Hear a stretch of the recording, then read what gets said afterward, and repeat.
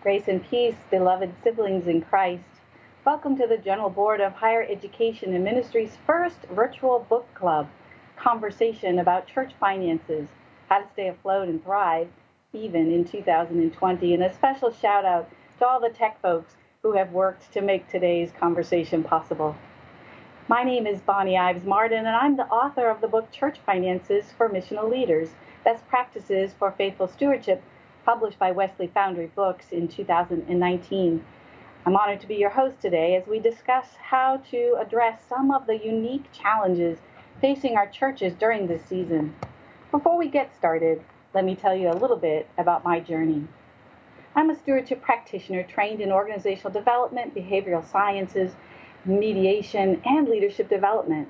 My consulting service, Mighty Ministries, helps pastors and congregational leaders across the country set and meet financial goals by improving their generosity cultivation, project management, and planning skills. I wrote Church Finances for Missional Leaders to give clergy and lay leaders an easy-to-use practical guide for financial stewardship in ministry. I was called to this work at an early age when a camp counselor, someone I respected and loved, borrowed from the pastor's discretionary fund. He paid it back, but his reputation was never completely restored. It occurred to me that the church had some responsibility in this situation, as they did not have checks and balances in place to protect the pastor or their financial resources. I believe that pastors and church leaders have a shared responsibility for missional financial stewardship. I'd like to read a couple paragraphs from the book to you. I consider this the mission statement of the book. Financial behaviors by pastors and leaders affect mission capacity. When leaders celebrate what God is making possible, morale and mission capacity grow. When the breakfast fundraiser invites free will donations rather than charging each person $2.25, generosity increases as attendees contribute $5, $10, or $20.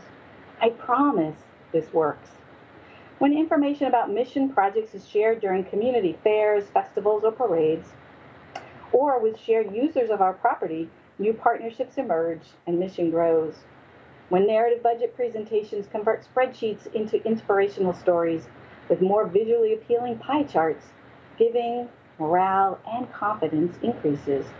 Our financial behaviors and procedures impact generosity. Now, this next paragraph is a call to exploring the possibilities of being in real relationship with our communities. Rather than limiting mission to a budget line item, what if we identify everything we do as a mission? When every dollar clearly supports mission, giving grows.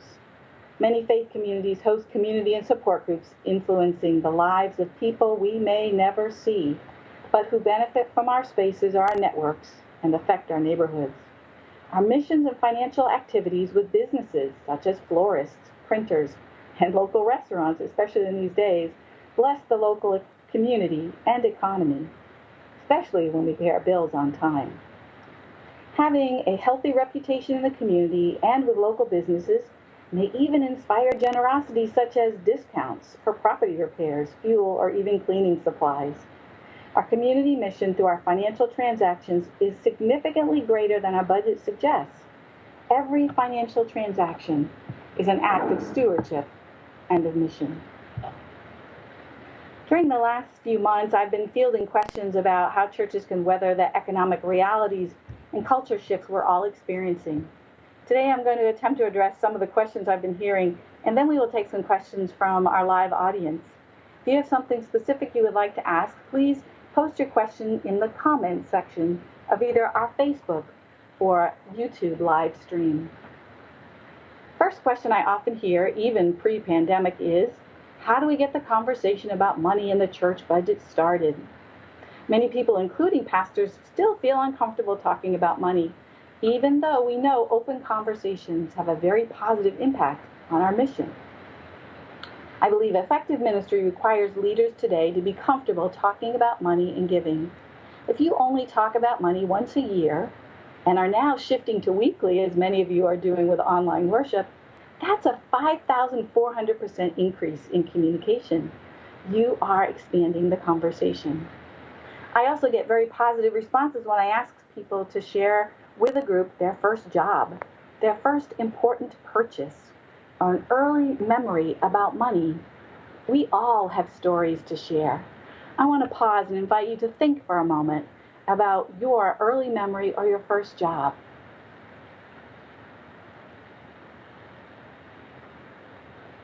As that story comes to memory for you, have you told your spouse, your parents, your children, your fellow companions at worship that story and the values that you learned from that experience?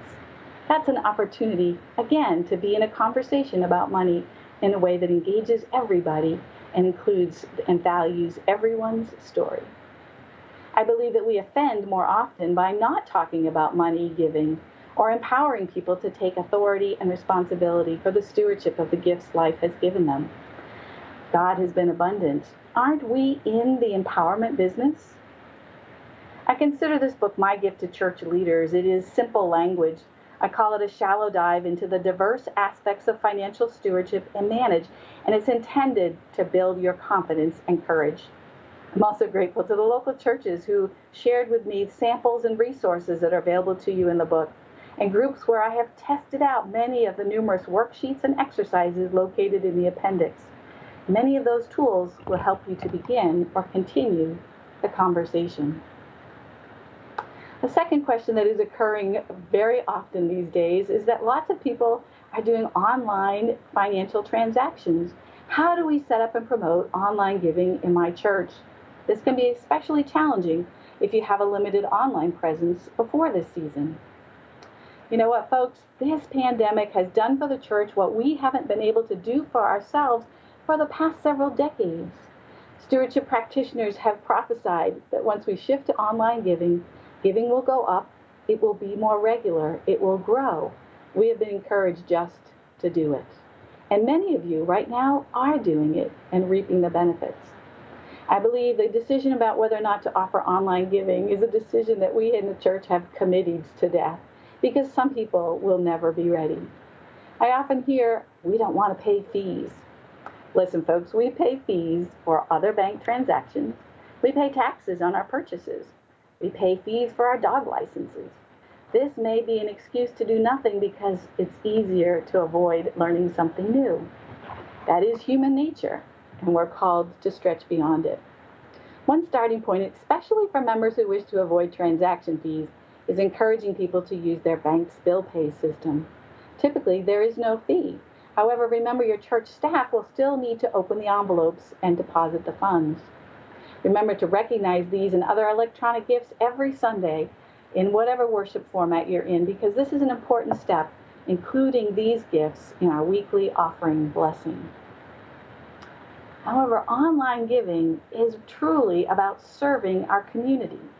Security systems have improved, and options such as PayPal, Banco, Tidely, and other vendors, which pull funds from donors' bank accounts, are increasing.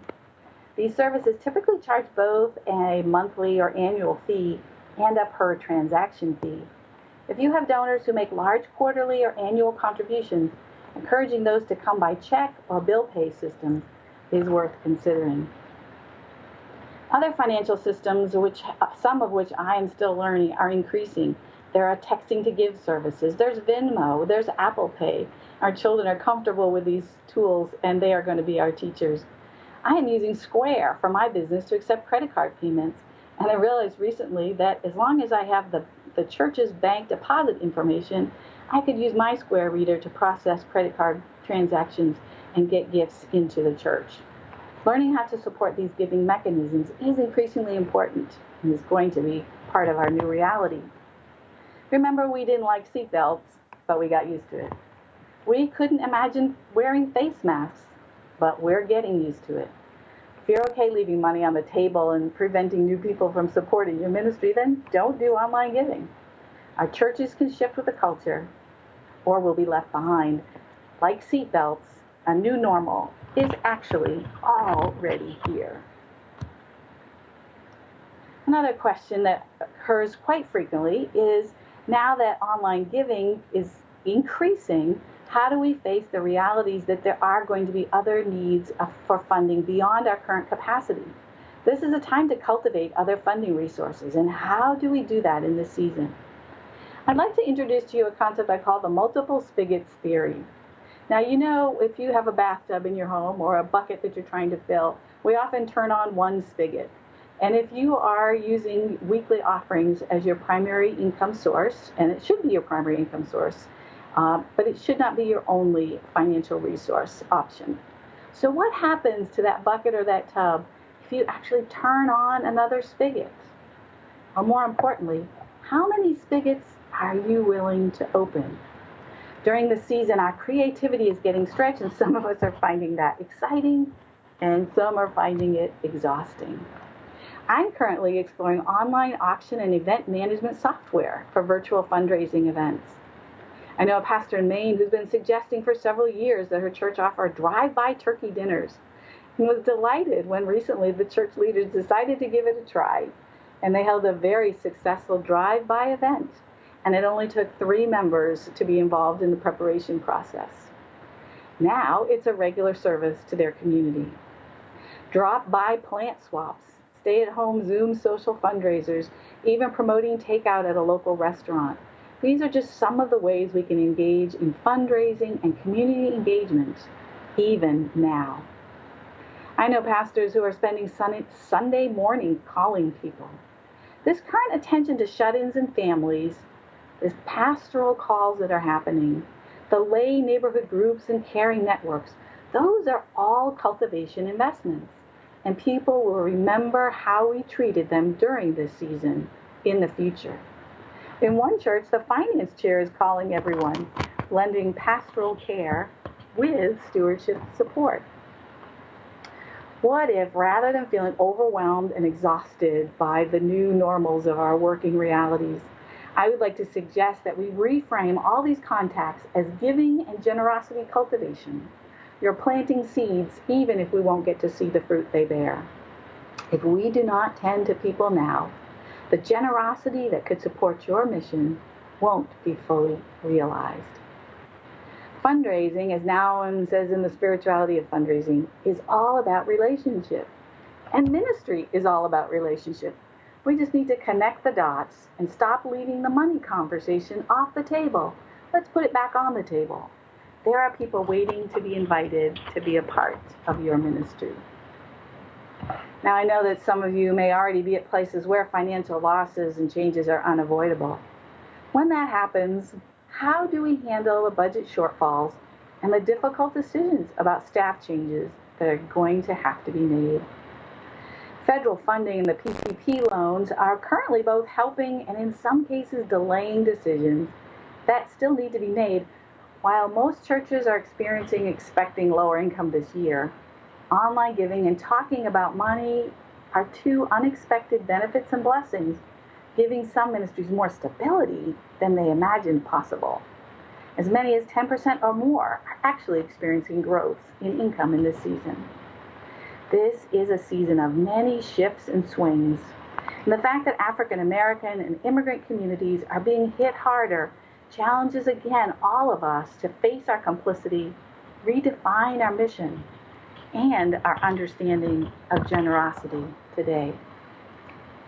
Now, when giving is down or insufficient in your ministry setting, vision and purpose are probably focused on survival rather than mission. Vision proclaims what is possible, and that is positively contagious. It encourages generosity. Here are some examples of some visionary actions that I've watched some pastors take. I watched a pastor ask her congregation to give in the moment to help a young member of the congregation take driving lessons, and they raised $450 in the moment. I know another pastor who asked his church not to get school uniforms just for the students that needed them, but for all the students in the whole school.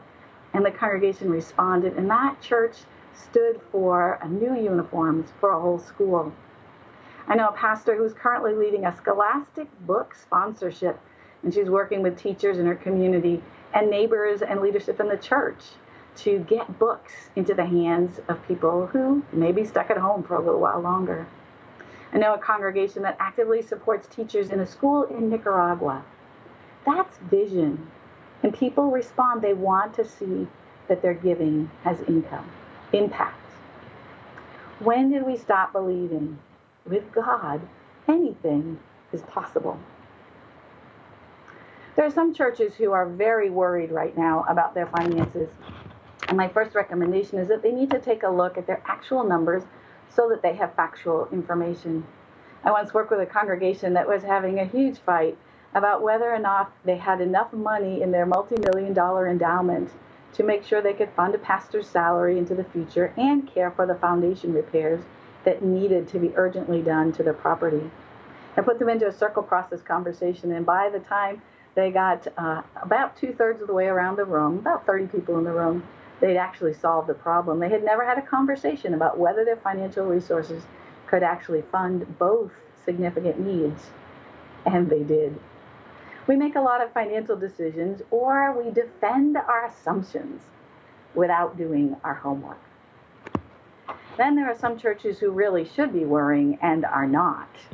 They forget to cultivate allies and mission partners. They depend on assets from their endowment. They allow the most afraid people to lead the church. So my first recommendation is to figure out where you really are. That information is in your annual audit or financial review. That may be your first step. Ask for it or get it done so you're dealing with facts rather than perceptions or beliefs that may turn out to be false. I always encourage groups to look first at increasing resources. Our God is a God of abundance, and we need to look at options before reducing our financial investments in mission, which is our budget. One model I remember from Demystifying the Church described a budget model with actually 3 dimensions of your budget: a gotta budget, a wanna budget, and a manna budget. I encourage everybody to find a way to evaluate your actual expenses and be creative in this time. There are studies that confirm that cutting program and support staff investments are the fastest route to decline. I encourage you to look for other options. Could a loan be renegotiated? Could staff hours be shifted? As we pivot to new forms of ministry, our churches and some of our members are saving money, and they need to be invited to invest in serving others. There's a pastor in Missouri who recently gave part of his stimulus check to the church for the video equipment that they needed to continue their online worship. And God bless him, the finance chair and others followed his lead. He was a part of a class of 10 who raised over $120,000 in 8 weeks during the months of May and June 2020 for their ministries because they asked. Finally, as some of our volunteer financial officers resign or step away for health reasons, churches have a new opportunity to experiment, to contract for financial services so that future officers review the accounting work rather than do it themselves. We have an opportunity to work smarter, to stop burning out our devoted volunteers, and still retain our disciplinary and fiduciary responsibilities. How we deal with financial challenges really is a faith discipline, and we have to navigate financial accounting realities as well as putting all of our faith in God. When a financial reduction has to occur, do it openly, honestly, and clearly. That communication in and of itself could inspire others' generosity. I'm excited about what lies ahead as the current reality is removing some of our fears and encouraging creative experimentation. We're using technology's gifts. We're honoring leaders' time and improving systems and processes so everyone is safer and we become known as wise and faithful stewards. I pray this book and this conversation informs and inspires you for the amazing journey of stewarding God's abundant love and plans for us. With good information, clear purpose, and vision, the resources needed will be provided. I'm going to take some time now to address some of your questions. If you haven't already, I encourage you to post them in the comments section of either the Facebook or the YouTube feed. See what we have for questions that have come in. This is a question from Skip on YouTube. How do you get a small church who's never had a budget make one? That's a great question. A budget is a tool. A budget is not a magic answer or antidote. It is simply a data collection tool that allows you to keep track of the financial resources that are coming in and where they're going. So I would start, Skip, with a piece of paper and a list of the things that the church is spending money on and the missions and ministries that it wants to participate in. Now, some folks feel that a line item budget needs to have dozens and dozens of categories. I would encourage you to pick 4 or 5 or 6 categories: personnel, missions, education, and begin to write, even if it's just narrative, a list of the things that your ministry supports and is engaged in. Oftentimes, the adoption of a budget becomes a set of handcuffs, and people feel like they have to live with the budget they have set and can't change it at all. That is not true. A budget is set by the congregation during a charge conference session, and then it's managed by the church council or governing body in between sessions of your charge conference. So see the budget as a planning tool, get some numbers on paper, and then you can have some conversation about what's the gap between what we feel called to do and what we believe we have the resources. Oftentimes, the reports from the treasurers to the finance committee, or even from the finance committee, that everything's fine, I consider that a poor act of stewardship, because we're not giving people actual information about how big their mission is or how much opportunity there is to stretch and grow your mission. A budget is simply a summary of the things that we spend money on, and then we match it up with the amount of income that we expect will come in, so that we strive to have as close to a balanced bottom line as possible. So I'd encourage you, especially in a small church, to keep it simple and to get, as I said before, some information on paper so that you're having conversations about actual information rather than dealing with people's perceptions and assumptions, which can so often be based on historical information and may or may not be accurate now. Here's a question from Dawn from Facebook. How can we help older and less tech-savvy congregants get comfortable with online giving? Again, we get stuck in the mode of thinking we have to have everybody on the train before we can leave the station. You will never have everybody on board or fully comfortable with online giving or online worship. But look what's happened as we have leapt into that reality, become engaged in our communities, and provided online worship. There's also some good research that is debunking our assumptions about older persons. There are a number of experienced older persons who have been through a whole lot more change than we've experienced in our lives, and they actually have a greater ability to pivot and to engage with different forms of communication medium than we give them credit for. I'm thinking of a pastor, actually a lay leader in Virginia, who is setting up Zoom tech shops, workshops, and he is contacting people and getting them together to teach each other. Now, if that's not the church being community, I don't know what is. So rather than seeing this as a barrier, we can't go there because we're afraid they can't handle it, what if we gave them more credit? What if we stepped up to the plate and said, we want you to be in this community in an online forum. How can we help you to get there? So please don't underestimate the ability of everybody in any generation to learn how to be present in a virtual reality. Here's another question. Do you have any resources or places to look for virtual fundraising ideas? Yes, I don't have the name of it off the top of my head, but I'm quite certain if you Google virtual online fundraising options, you will find, for example, the vendor that we're looking at who's going to help us do virtual events with their online platform. Do some Googling. Googling is your friend at this point in time, and I'm certain that while there are some organizations that have been providing virtual fundraising services for a number of years and have a good track record, there are also going to be more resources in that field. It is a way that some organizations have generated significant resources, kept people safe, kept people connected.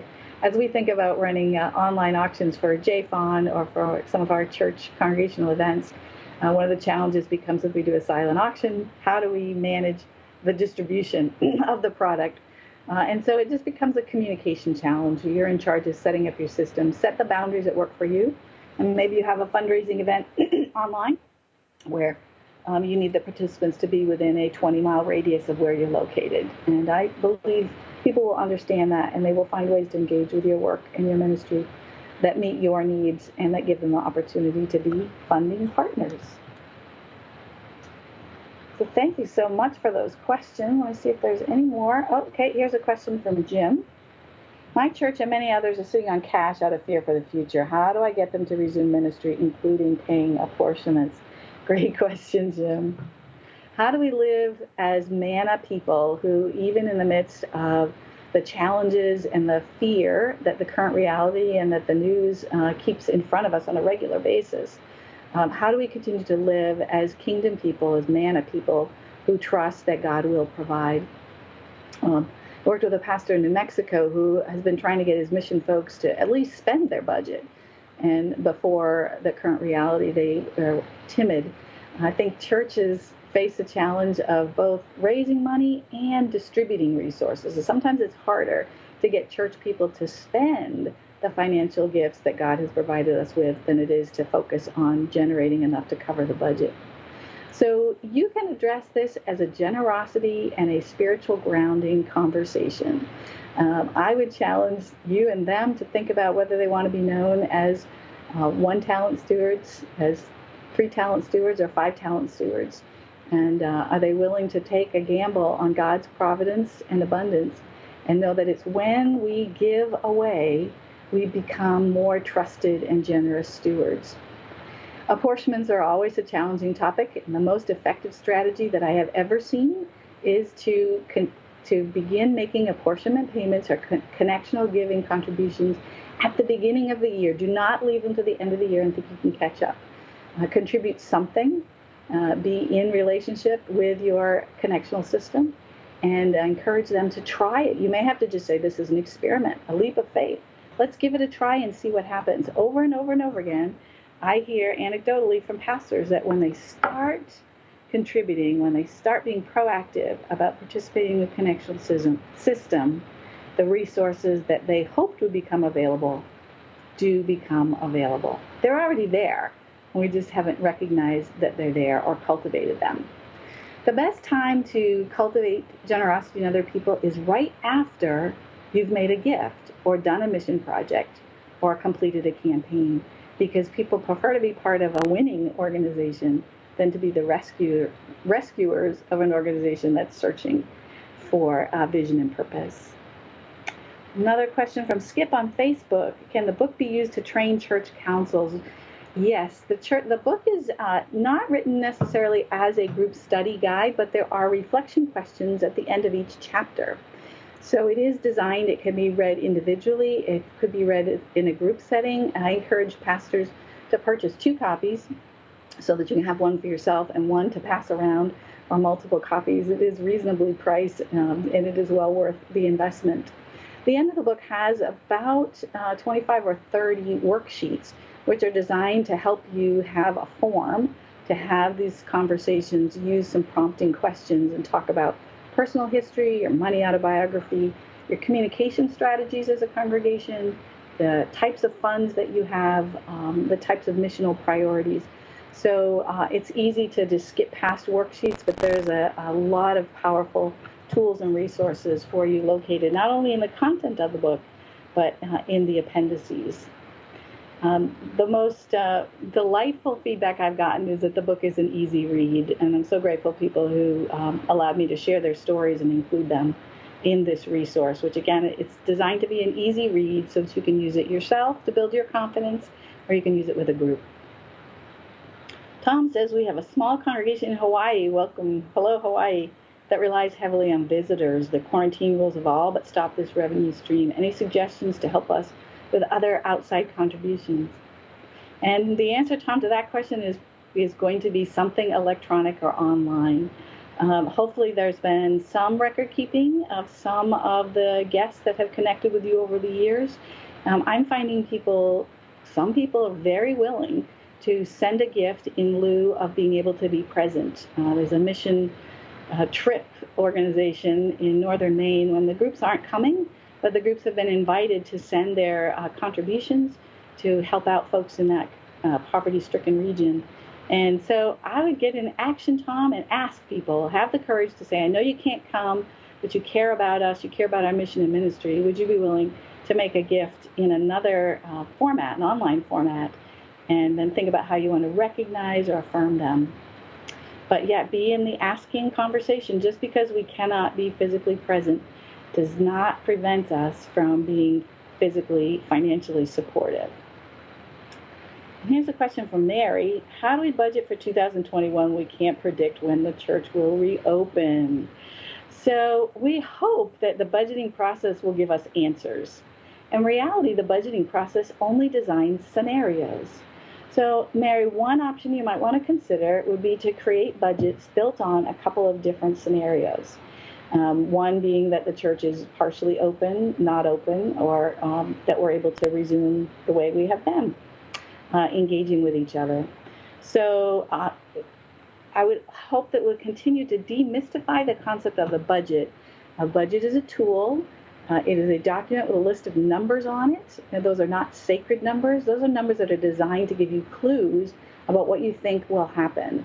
And clearly, at this time in our life and our culture, there are a lot of things that we don't know. So I would encourage you to build multiple budget scenarios and be prepared to track which one is most accurate as the life continues to unfold. And also remember that budgets can be changed. They are adopted to authorize the treasurer's distribution of payments against that funded amount if the income comes in, but they are not designed to be handcuffs for mission and ministry.